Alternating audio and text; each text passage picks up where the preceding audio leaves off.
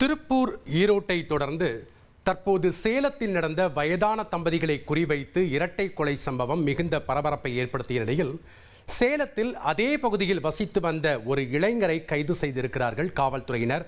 விவரங்களை வழங்க இணைகிறார் செய்தியாளர் ராமசாமி. வணக்கம் ராமசாமி, அந்த சம்பவத்தினுடைய முழு பின்னணி மற்றும் கைதானவர் யார், அவரிடம் விசாரணை எப்படி போயிட்டு இருக்கு, விவரங்களை பதிவு பண்ணுங்க. வணக்கம்.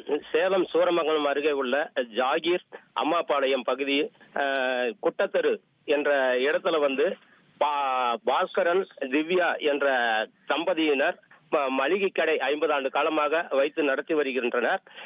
இவர்களை சரியாக குறிவைத்து தங்க நகைகளுக்காக ஒரு 18 சவரன் தங்க நகை கழுத்தில் அணிந்திருந்ததை கண்காணித்துக் கொண்டு இருந்த ஒரு வடமாநில இளைஞர், அதே பகுதியில் கூலி தொழில் செய்து வந்த வடமாநில இளைஞர் உள்ளே நுழைந்து சுத்தியால் அடித்து கொலை செய்ததாக தெரிய வந்தது.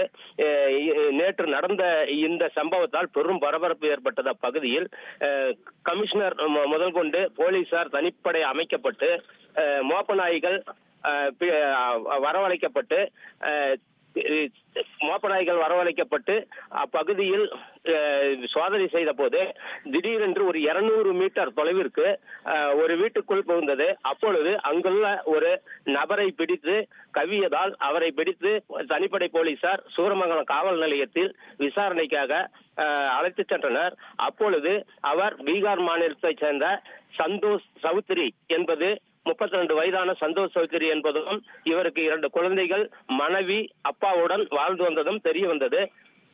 கடன் பிரச்சனை காரணமாக தங்க நகைக்காக அவரை அடித்து சுத்தியால் அடித்து கொலை செய்தேன் என்று ஒப்புக்கொண்டதால் அவரை கைது செய்து தற்போது சிறையில் அடைக்க ஏற்பாடு செய்யப்பட்டு வருகிறது. நன்றி ராமசாமி, உங்களுடைய விவரங்களுக்கு. செய்திகளை உடனுக்குடன் தெரிந்து கொள்ள உடனே சப்ஸ்கிரைப் பண்ணுங்க.